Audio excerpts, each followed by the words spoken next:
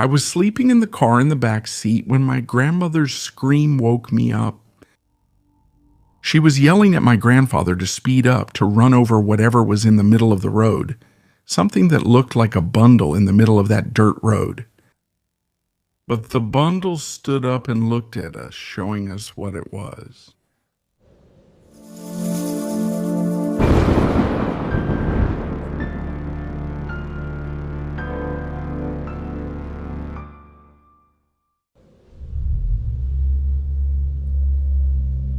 This journey, folks, the one in this episode, starts in Texcoco, but it doesn't end there. It will pass through neighborhoods like yours, through houses that feel like yours, even if you don't believe in these kinds of creatures. So if you walk down a dark street tonight, be very, very careful, especially if you listen to the end of this episode. The further you go in, the more likely it is that you'll be the next person featured on Relatos de la Noche.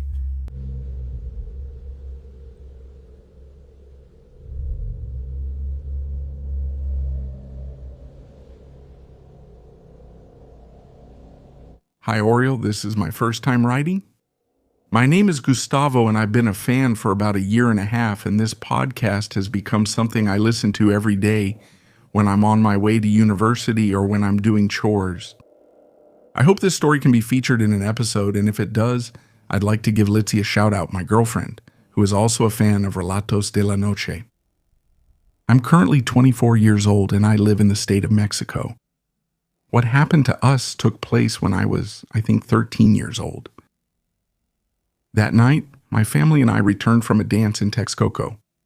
For those who aren't from Mexico, the kind of dance I'm talking about is when a band plays somewhere and people come in to dance or have a drink while listening to the music. The dance ended around midnight.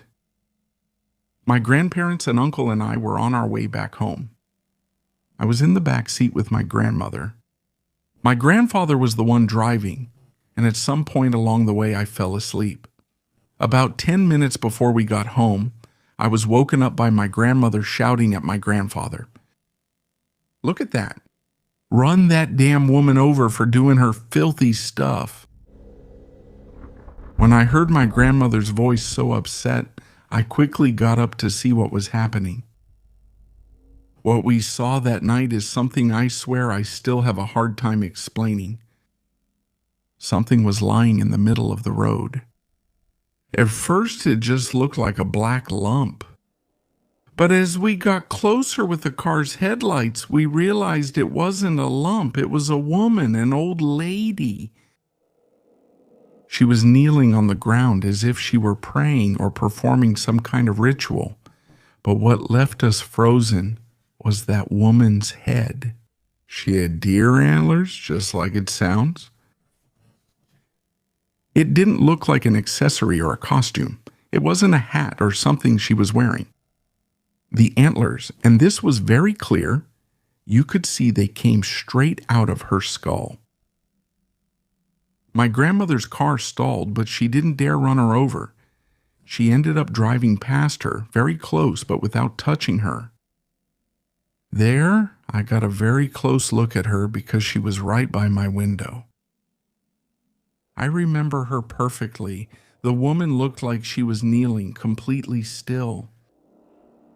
There was something else that later made us think a lot.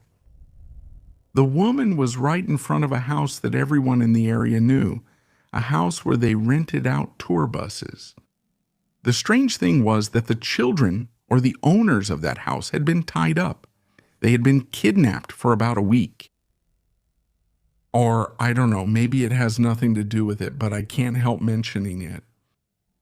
And after passing by there, no one said anything for the rest of the way.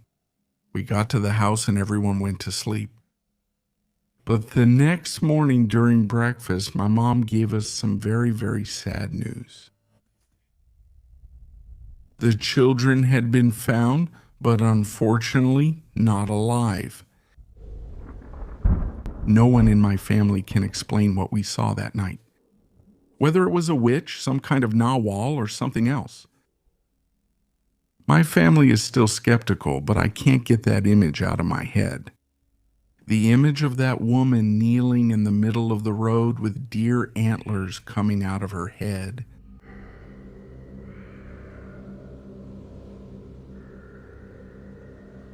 Everyone, the following story is special because it comes with a message, and I'm going to read it to you now. Hello to everyone on the Relatos de la Noche team.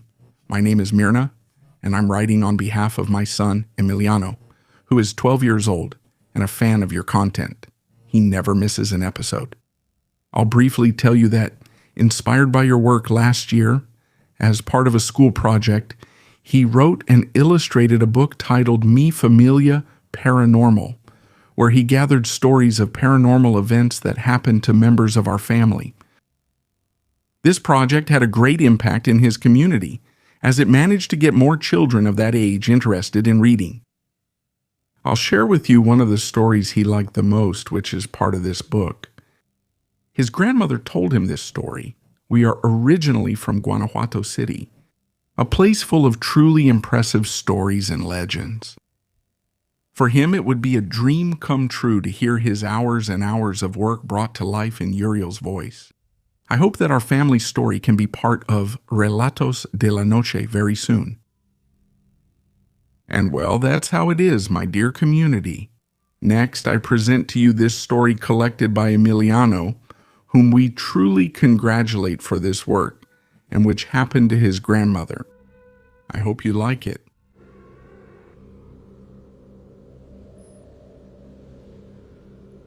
When I was around 9 years old, my family and I moved to live in an area known as Trasladera del Panteón. From our house, you could see the Panteón de Santa Paula. At that time, it wasn't fenced off like it is now, so from several spots, you could see the graves and the trees of the cemetery. It was a very sparsely populated area. There were just a few houses, most of them made of cardboard and metal sheets. There was no electricity, no water, and no sewage system either. Everything was pretty precarious. Even so, my parents decided to move us there because they had the opportunity to buy a small piece of land. Over time, that place started filling up with people and improved a lot, but back then it was still mostly just wilderness. The path we had to take to get to the house would become completely dark when night fell. There were no streetlights, and all around there was just brush and tall grass growing everywhere. The dampness of the ground made everything always a bit muddy and lonely. My parents went out to work every day like in any other family. When that happened, my mom would leave me in charge of my younger siblings. As I mentioned, I was 9 years old, and I was left taking care of my brother Victor, who was 5, my sister Leonore, who was 3, and my little sister Carmela, who at that time was only 7 months old. We spent the afternoon dentro de la casa o en el pequeño patio. My mom usually came back around 8 at night. It really wasn't that late, but with how dark it was in the area, it felt like it was already very late at night. You see, one afternoon we were, as always, playing and laughing among ourselves, when suddenly we started to hear the neighborhood dogs barking. But it wasn't the normal barking you usually hear. It was a desperate bark, like when something makes them really nervous. That was the first thing that caught our attention. Meanwhile, my little sister Carmela began to cry. I picked her up to try to calm her down. After a few minutes, everything went back to normal, and I thought maybe it had just been an animal passing through the woods. By that time, it was already getting dark, so I lit some candles that we always used to light up the house. We kept playing for a while longer while I tried to distract the baby so she would stop crying. About half an hour had passed when our little dog, whose name was Mickey, started behaving very strangely. Mickey was a small dog, but very protective. Any noise he heard would make him bark immediately. This time he started scratching the door with his paws while howling and whining at the same time. He was making a fuss, seemingly to warn us. At first, We didn't pay much attention to him, but then something happened that really made me nervous. The candles that were lit went out at the same time as if someone had blown hard inside the room. Everything was left in semi-darkness. I tried to stay calm so my siblings wouldn't get scared. I told them it was probably just a gust of wind, and meanwhile I started looking for the matches to light the candles again. Thank you.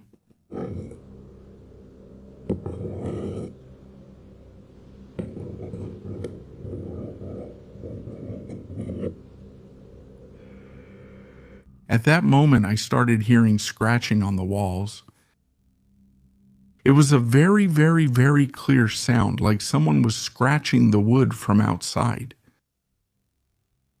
The first thing I thought was that maybe it was Mickey, but I quickly realized it couldn't be him because I kept hearing him barking out front. My siblings and I stayed quiet, listening, and then we saw something strange. Through the cracks in the door and the window, a very bright yellow light started to come in, as if something was surrounding the house and lighting everything up in flashes. At the same time, we heard flapping sounds, like a chicken was hitting the walls of the room. The banging was loud, as if the animal was trying to get in. We stayed completely alert to what was happening when suddenly someone knocked on the door.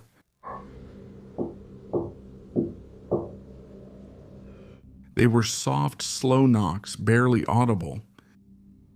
I thought maybe it was my mom who had come home earlier than usual. My little brother Victor and my sister Leonore came up behind me when I went to the door. Victor tried to open it, but I stopped him.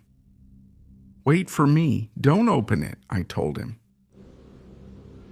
But the three of us were so curious that we ended up opening the door almost at the same time.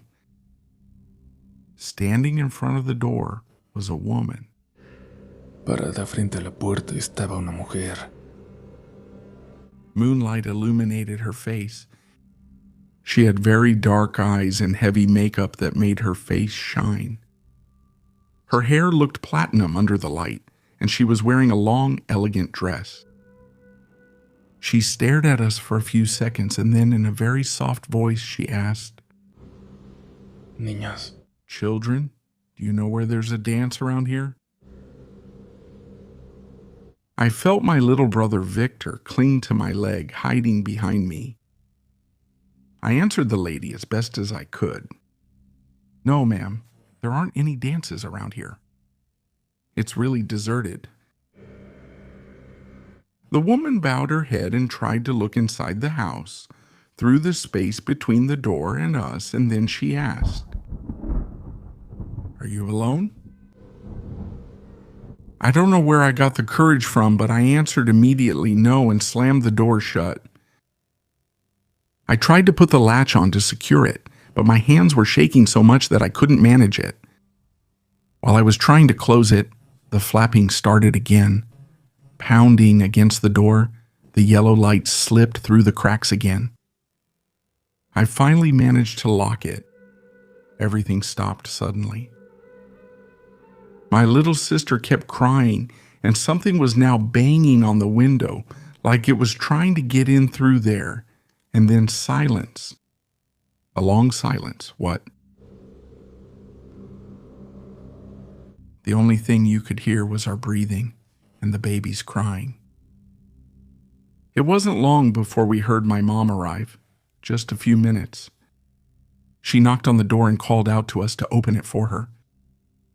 At first we didn't want to open the door, but when we heard her voice, we knew it was really her. She came in upset when she saw us crying and trembling. She asked us what had happened. When we told her about the woman, Mom got very nervous and told us something that made us even more scared. She had also seen a woman, but she had seen her with a shawl covering her head, hiding behind the house when she arrived. A little while later, my dad arrived. When my mom told him what had happened, he said that he had just seen a huge hen bigger than a turkey, standing in the sapote tree we had next to the house. Between the two of them, they came to the conclusion that it was probably a witch. My dad went out with a stone to try to scare it away, but there was nothing there anymore, just the moonlight and that silence. My mom started to pray and took out holy water that she always kept in the house. She sprinkled all of us, and also around the door and the window.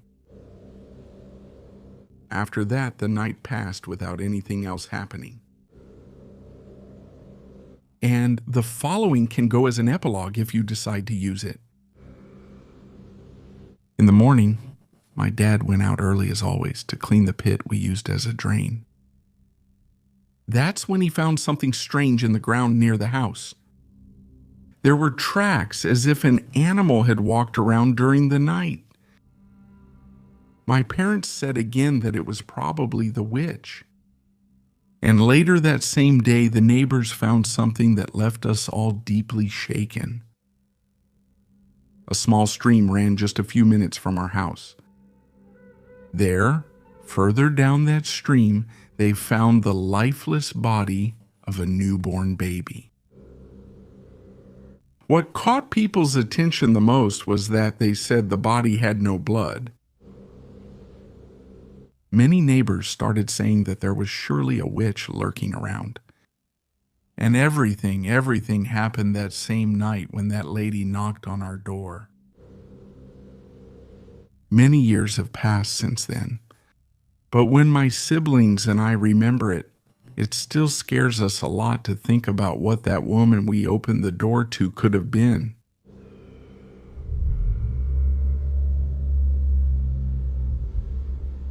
What do you think of this episode so far?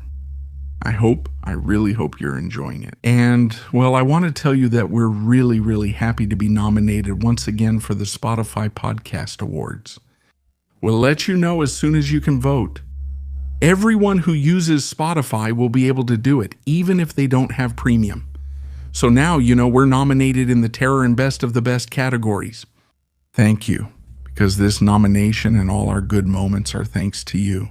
Seriously, thank you very much. We continue with more stories tonight.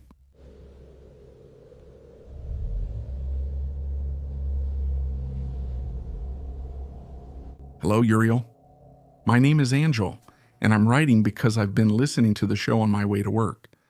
I have something to share that I never thought I would, because I honestly feel that a lot of people still make fun of our experiences, especially those that are like mine. So hard to believe.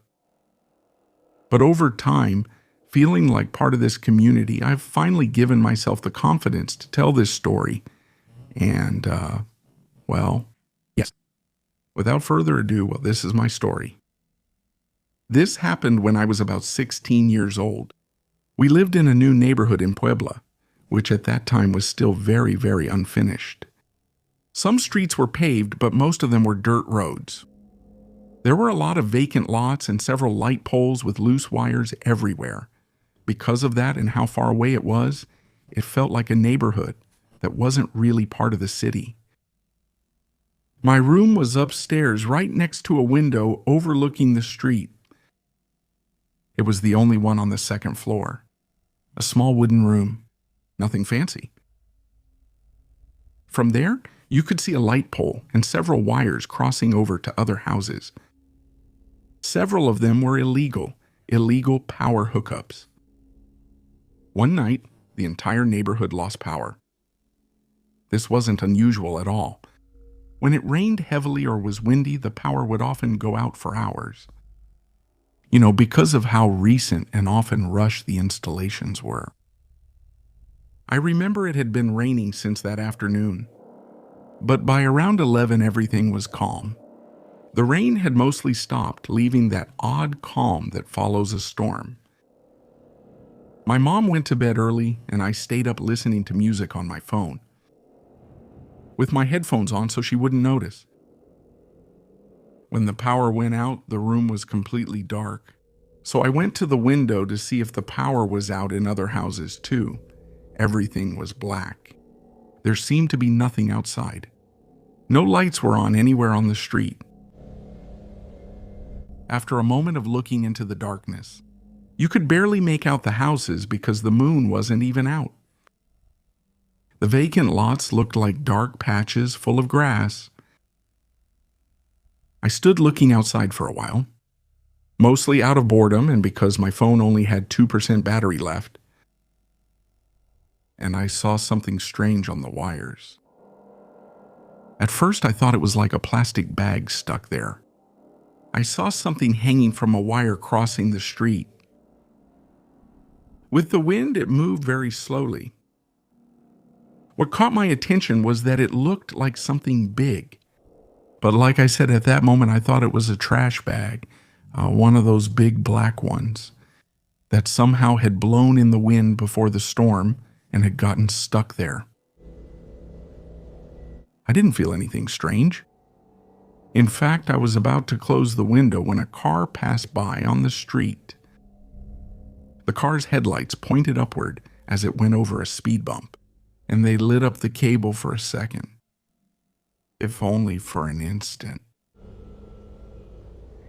And then I saw that it wasn't a bag. It was a woman. She was holding onto the cable with just one hand, as if she weighed nothing. She was just hanging there, motionless, looking out at the street, toward the dark houses. For a moment, I thought maybe I just wasn't seeing it right because of the darkness. But when the car passed and the light disappeared, it was still there. The figure was swaying very slowly with the wind. I stood completely still, trying to understand what I was seeing. That's the only thing I can say. I felt as if I were dreaming. It feels really strange when you see something that can't be explained. I thought maybe it was someone who had climbed up the pole and gotten stuck. But after thinking about it for 2 seconds, I realized that of course it didn't make any sense. The wires were pretty high up. To get there, someone would have had to climb up the pole in front of my window, and I hadn't seen anyone. Besides, the woman wasn't moving, nor was she asking for help. It didn't make any sense. She wasn't trying to get down or change her position. She was just hanging from the cable, as if it didn't take any effort for her, as if she were resting. At that moment, I thought about waking up my mom. But before doing it, I wanted to look again to make sure I wasn't imagining things. I peeked out again. The woman was still there. She was still there just like that. The moonlight managed to illuminate her face a little. She had long hair, very dark, falling down. What made me nervous was that time I turned around, she had moved a little. Her face had turned. She seemed to be looking directly at the house across from mine, not off into empty space anymore. I don't know how long I was watching her. Maybe it was just a minute, maybe more, much more. At some point, I heard another car coming down the street. When the lights got closer, I could see the scene clearly again. The woman still held the cable. But then she did something new that scared me even more, if it was possible. She moved her head, as if she had realized that I was watching her. And then she slowly turned her body, facing directly toward my window. I felt something strange in my stomach. It wasn't exactly just fear anymore. Also a feeling that something was about to happen to me, as if my body was getting ready to defend itself, to fight for its life. When the car lighting the street went over the speed bump, the lights completely illuminated the woman. And for a second I could see her clearly. She was an older woman, maybe an elderly lady, but not very old. 65, maybe 70 years old. Her face was very thin. Her eyes were open. Looking toward my house, and her hand. Her hand gripping the cable with a strength that wasn't natural, that no one could have, without showing the slightest effort. The car kept going. The street was dark again. And at that moment, the woman was gone. I kept waiting for her to show up on the ground or come walking down the street. But I didn't see anyone there. I didn't hear footsteps on the roof, nor dogs barking in the distance. Nothing. I thought maybe he had gone down the pole, so I spent several minutes looking in that direction. No one showed up. The next day, I told my mom what I had seen.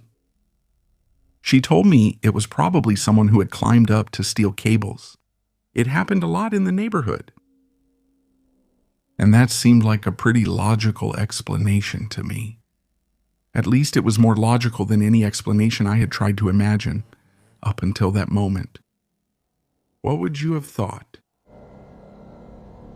For days, I tried to convince myself it was just that. But there's one thing I can't figure out. A few days later, I took a good look at the cable. And that cable where the woman was. It was one of the highest ones, and it was also several meters away from the nearest pole. There was no easy way to get up there, not even using a ladder, let alone disappear without breaking both your legs. I still wonder if I just didn't see things clearly that night. But deep down, I know I didn't. Yes, maybe the darkness, the blackout, or being tired made me imagine something that wasn't there, but no. But deep down, I know that's not true. Sometimes I still dream about her. I hope someday I'll stop dreaming about her.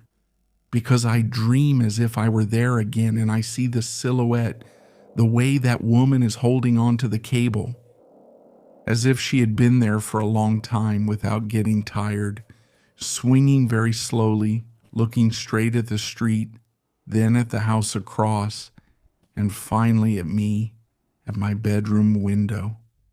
I can feel her gaze.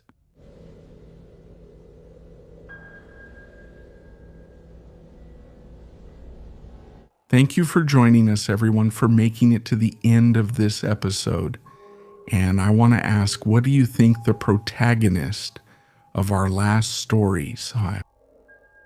What would you have done? What would you do if right now you looked out your window and saw something hanging there, staring back at you? In fact, do it. Go take a look. We'll wait for you here. Tell us what's out there. Nothing. Are you sure? Or did you not dare to look? We'll talk to you again very soon with more stories that you can take solely and exclusively as entertainment, unless you become the next protagonist of Relatos de la Noche.